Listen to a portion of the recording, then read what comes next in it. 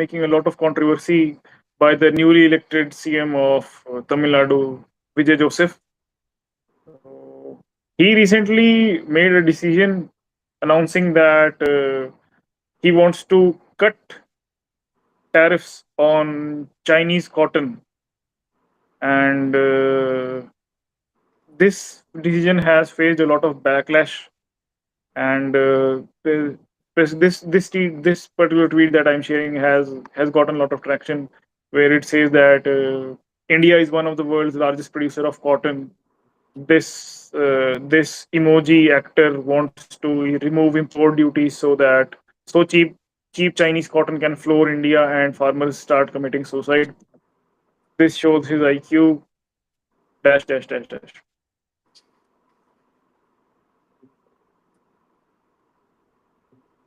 Yeah. So you would you like to reply? First, I want this guy to check his own IQ and actually get lots of his fallacies cleared. Uh, Cheap cotton is good for us, first of all. Because of the cheap cotton, we'll have cheaper textile, more textile, and more basically folks will be able to save much more money because now they are buying the same clothes for cheaper. And it's not just about just cotton here, and it's not like just one type of cotton is being sold. There are multiple different kinds of cotton, and farmers will be incentivized to actually make their product export competitive or even competitive in the Indian market. uh, and because our farming sector is so inefficient, we are continuously propping up via the subsidies, loans, uh, free electricity and everything, that it's not working. So there is high time that we have to think about how long can we keep propping up the inefficient industry, and think on the lines that once the tariffs are reduced, it will basically make our industries as well more efficient uh, in response to that. Yeah, uh, and this has been a surprising decision. Like it is not usual that uh, this trade policy is talked about, and most of it is more largely about increasing tariffs. But it is rare that someone talks about reducing tariffs. And this all this protectionist discourse of, oh, our farmers will die and will commit suicide. The What is happening to industries in which tariffs already exist? Are the farmers prospering in them? So it isn't like we put tariffs and the other party won't be putting tariffs. So it becomes that none of both are at a loss, because their their producers are not able to send to share to trade their goods with us, and our producers are not able to share our goods with them. So both parties are at loss. But when there is open trade, both are able to specialize in whatever variety they wish, and there is open competition for all. So this mentality of free trade opens up possibilities and opportunities for specialization and cooperation, whereas trade wars just lead to escalation and mutually assured destruction.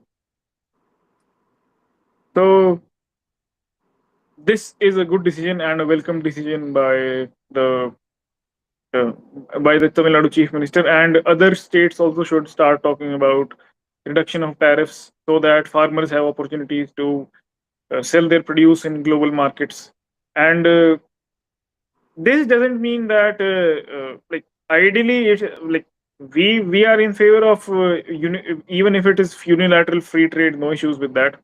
But yeah, negotiations should be in the direction of opening up trade opportunities, and these FT pursuits of free trade agreements is in principle a good idea. The extent to which those are pursued may vary, but in principle, having free trade is a good idea. And by the way, the same government actually reduced import tariffs because there was some shortage of cotton. Yep. So this is what happened. So why weren't the farmers committing suicide then? Like what exactly happened? And now Yep. since there is some cotton available, now you have again put the tariffs back again. Yeah, all this, I think the inhibitions come from a very crude understanding that existed in the colonial era, which was not exactly an era of free trade. Rather, it was the exact opposite of free trade. There were severe trade restrictions, and they were heavily in the direction or in the against the interest of Indian farmers and Indian producers. Like uh, all their produce had to be exported, and that too not at competitive prices. And the Britishers they genuinely exploited the farmers, the indigo farmers, the tea farmers, the opium farmers. Those people were genuinely exploited, and those carrying over the inhibitions that existed and at that time to the current scenario has not paid off really well. And or every country that has engaged in protectionism has suffered. Uh, they like someone can make the case. Like today, I was going through the history of South Korea, and someone a certain case can be made that it does help to some extent, but largely in a long enough time scale, the benefits do not outweigh the costs, and you have inefficient industries that should no longer that should no longer exist in the economy, that become dead weight, and then taxpayers have to bail them out and fund them to just to keep them going because jobs are associated with them. So these are the second order effects that are not talked about, and all this short term thinking related to sentiments and all. Like as a leader, it is your job to increase the time horizon of the people and lead them to places where they cannot see and curtail their fears. People that is why people elect leaders and don't just do stuff on their own. That is why leadership is required. Now that you may have differences on how leadership is elected, but it cannot be questioned that leadership is not required.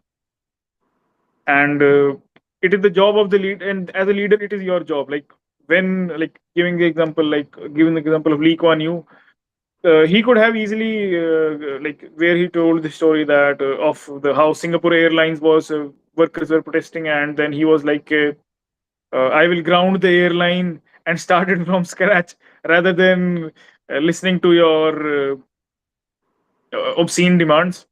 So that sort of political gusto is required, that you don't uh, give into the dark whims of the people and the short-sighted whims of the people, and give them proper uh, give them proper understanding of what are the communicate to them what are the drawbacks of whatever demand that they are making and why it cannot be fulfilled, because people and masses will act in all sort of childish ways.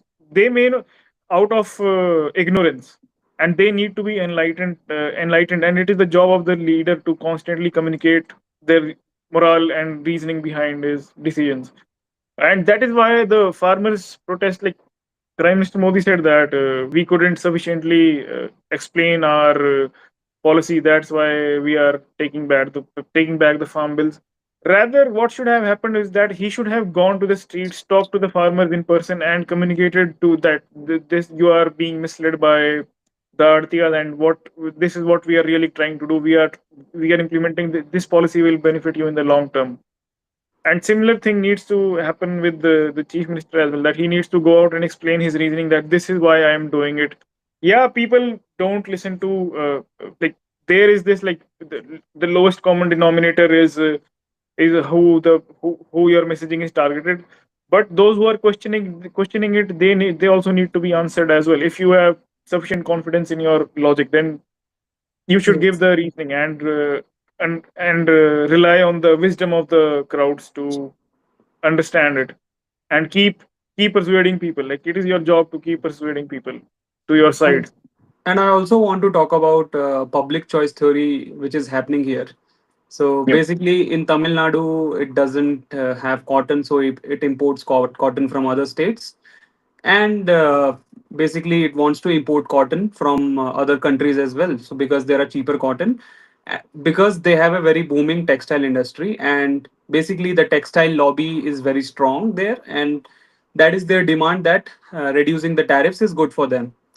So yes, in a way, for libertarians, it's always good to reduce tariffs. But we are seeing a public choice theory being at play, and similarly in other states, those farmers will protest to keep the tariffs because farmers have a huge lobby, and they pressure the government that they want to keep such tariffs. So there is actually no economic thinking when government makes the policy. It's more of a lobbying that keeps happening. More they try to be pragmatic. Uh, they try to be Yeah, they try to be pragmatic in their approach, or even given to the demands of those lobbies. So you will see sometimes the tariffs is being reduced, sometimes it being increased, and many a times they have even banned export of cotton or banned export of agriculture when they see the prices are rising. So it's a weird conundrum. I'm not saying the farmers themselves are wrong, but government also has pushed them to such measures. Like whenever they want, they ban the export of agri products, and when they want, they just import it. So that's where the issue is, that we have to keep opening up the trade, and government should not dictate how the markets function. Yes.